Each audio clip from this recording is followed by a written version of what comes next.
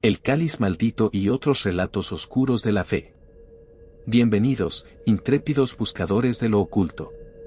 Soy su anfitrión, y esta noche compartiremos 3 testimonios que han sido cuidadosamente guardados en los archivos secretos de la Iglesia.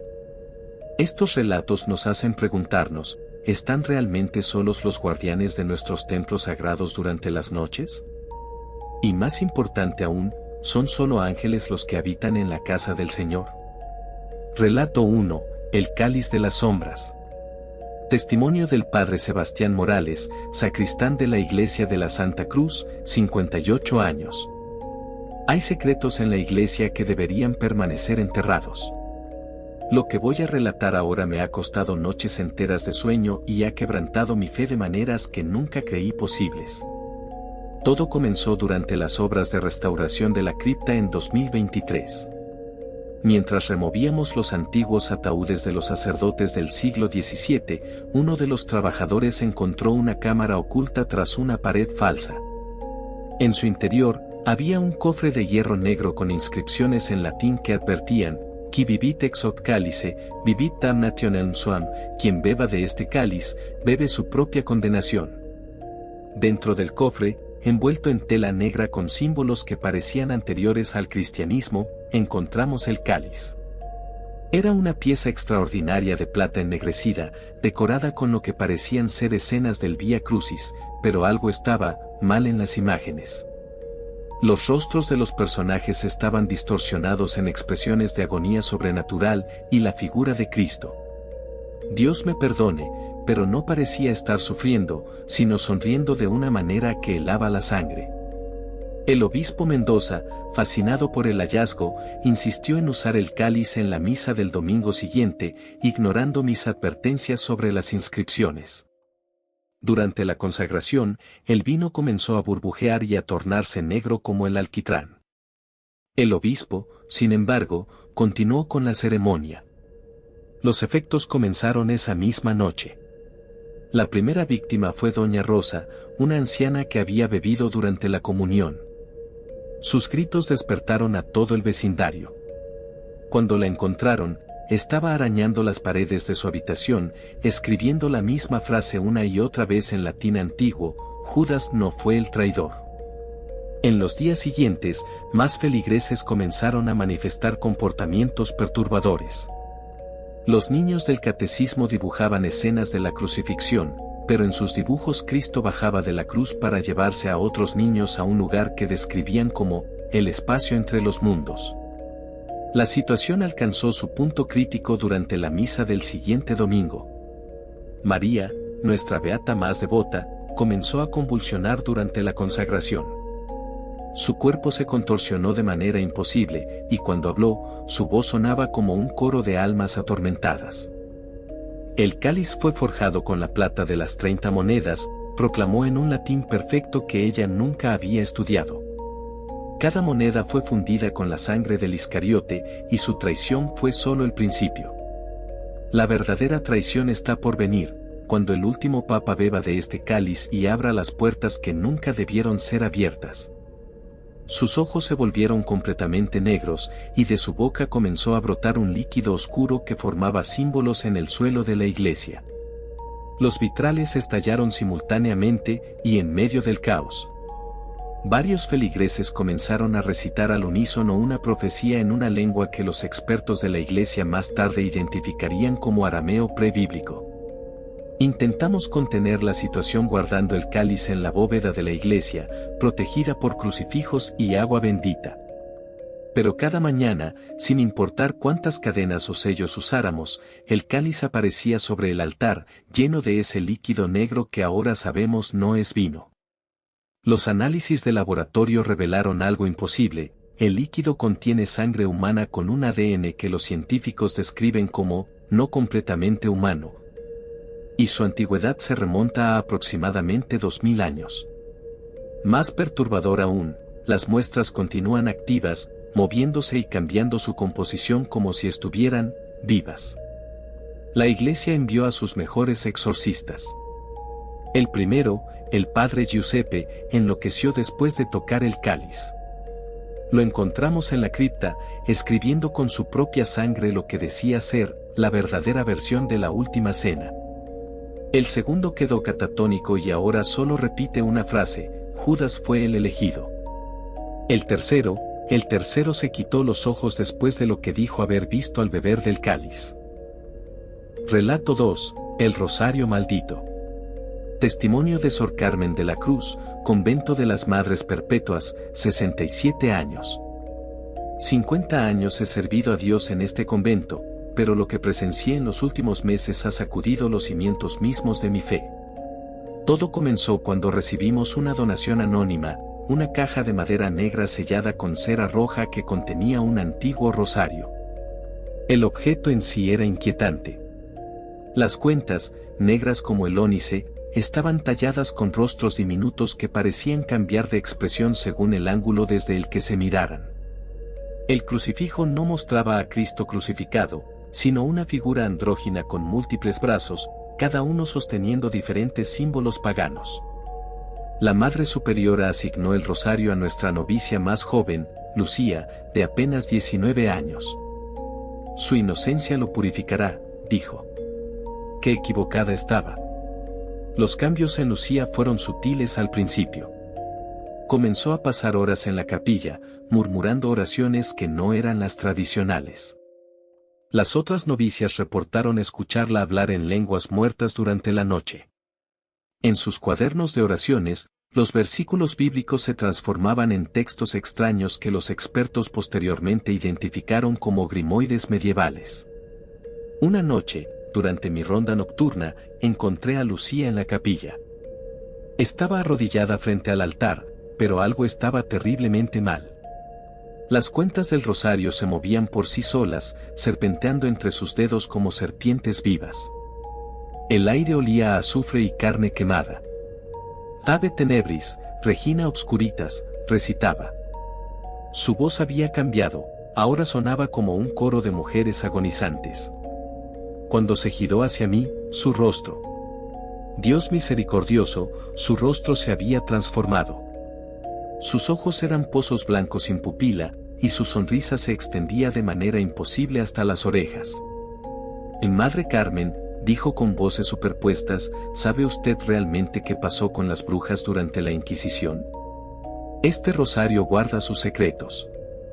Cada cuenta está hecha con los huesos pulverizados de una mujer inocente, quemada en nombre de su Dios.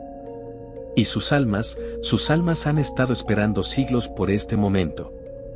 Las velas de la capilla se apagaron simultáneamente, pero las cuentas del rosario comenzaron a brillar con un fuego interno rojizo.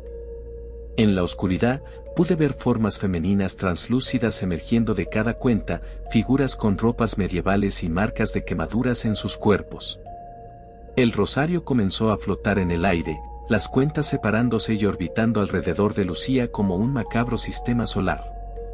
De cada cuenta emanaban voces, cientos de ellas, cantando en una lengua que hacía sangrar los oídos de quien la escuchaba. Somos las hijas de Lilith, proclamaron las voces. Las que fueron silenciadas, las que fueron quemadas, las que fueron enterradas sin nombre. Y a través de este rosario maldito, recuperaremos lo que nos fue arrebatado. Los archivos del convento comenzaron a arder espontáneamente. Las páginas en llamas revelaban la verdadera historia de nuestra orden, siglos de crueldad disfrazada de piedad, torturas justificadas como exorcismos, mujeres condenadas por el simple hecho de ser diferentes. Cuando finalmente logramos someter a Lucía, el rosario se había enroscado alrededor de su cuello como una serpiente de hueso. Tardamos 3 días en poder removerlo, y cada persona que lo tocaba experimentaba visiones horripilantes, hogueras interminables, gritos de mujeres inocentes, rituales paganos realizados en secreto bajo la luz de la luna. La hermana Lucía nunca se recuperó completamente. Ahora pasa sus días en silencio en una celda acolchada, tejiendo tapices con patrones que los expertos en ocultismo dicen son portales a dimensiones prohibidas. Sus bordados muestran escenas imposibles, aquelarres presididos por santas católicas, misas negras oficiadas por papas olvidados, rituales de sacrificio realizados en las catacumbas del Vaticano. El rosario está ahora contenido en una caja de hierro consagrado en las profundidades del Vaticano, rodeado de protecciones tanto cristianas como paganas. Pero en las noches de luna llena, dicen que las cuentas brillan y las voces de las brujas cantan su venganza. Y cada vez que una mujer es perseguida en nombre de la religión, una nueva cuenta aparece en el rosario, negra como la noche y llena de furia contenida. Relato 3. La Biblia de los condenados. Testimonio del Padre Miguel Ángel Sotomayor, archivista principal de la Biblioteca Secreta del Vaticano, 73 años. Hay libros que nunca deberían ser abiertos. Códices que contienen verdades tan terribles que pueden destruir el alma de quien los lee. La Biblia que encontramos en las catacumbas de Roma es uno de ellos. Todo comenzó durante una restauración rutinaria en el nivel más profundo de las catacumbas. Detrás de un muro que databa del siglo III, descubrimos una cámara sellada. En su interior, sobre un altar de mármol negro, reposaba un libro encuadernado en lo que parecía piel humana. La cubierta estaba decorada con rostros en relieve que parecían gritar silenciosamente. El texto estaba escrito en varios idiomas, latín, arameo, griego antiguo y otros que ni siquiera nuestros mejores lingüistas pudieron identificar. Pero lo más perturbador era que la tinta parecía moverse en las páginas, reorganizándose constantemente para formar nuevas palabras. Mi primer error fue intentar traducir el prólogo. Las palabras susurraban en mi mente mientras las leía. Esta es la verdadera palabra, escrita con la sangre de los testigos que vieron lo que sucedió realmente en el Gólgota. Lo que murió en la cruz no fue el Hijo de Dios. El equipo de traducción comenzó a experimentar fenómenos inquietantes. El doctor Ramírez, nuestro experto en lenguas semíticas, despertó una mañana hablando en una lengua prebabilónica que había estado extinta por milenios. La hermana Isabella, paleógrafa del Vaticano, comenzó a escribir automáticamente páginas y páginas de textos que describían eventos bíblicos desde una perspectiva blasfema y aterradora. Las cosas empeoraron cuando llegamos al capítulo sobre la última cena. Las páginas sangraban literalmente mientras las leíamos, y el texto revelaba una versión de los eventos que contradecía todo lo que creíamos saber.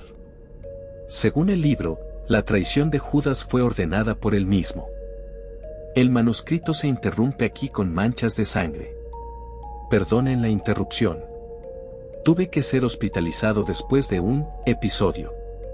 Continuó. Lo que descubrimos en esas páginas desafiaba toda lógica y fe. El libro no solo contaba una versión alternativa de la historia sagrada, sino que parecía tener poder sobre la realidad misma.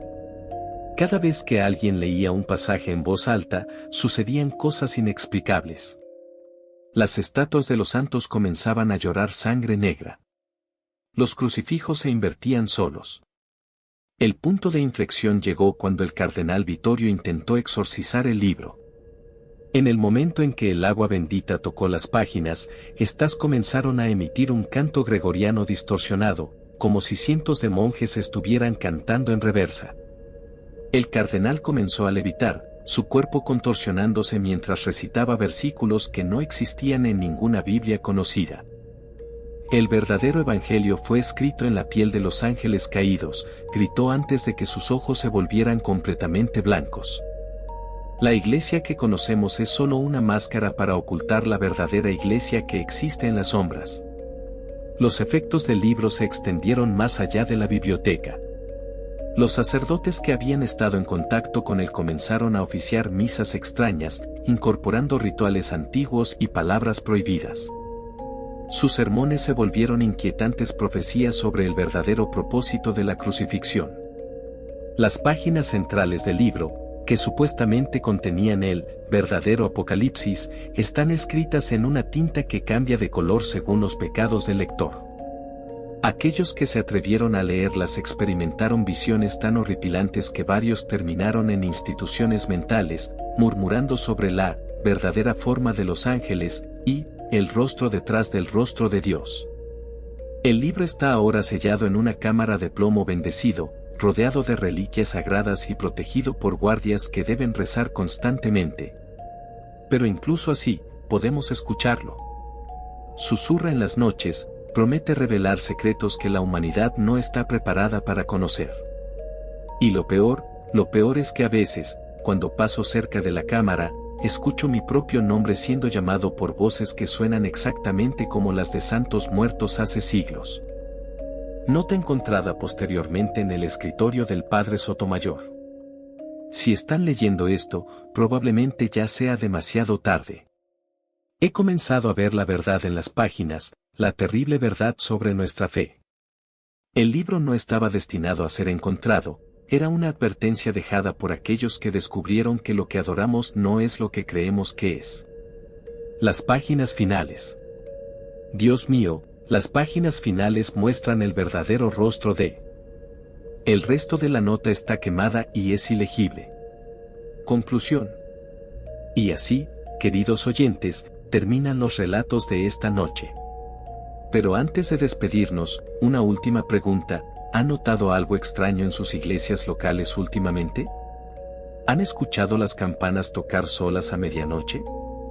Porque según nuestras fuentes, los 7 sellos están contados y el tiempo se acaba, nuestra fe está siendo probada. Suscríbanse, dale al me gusta y compartan.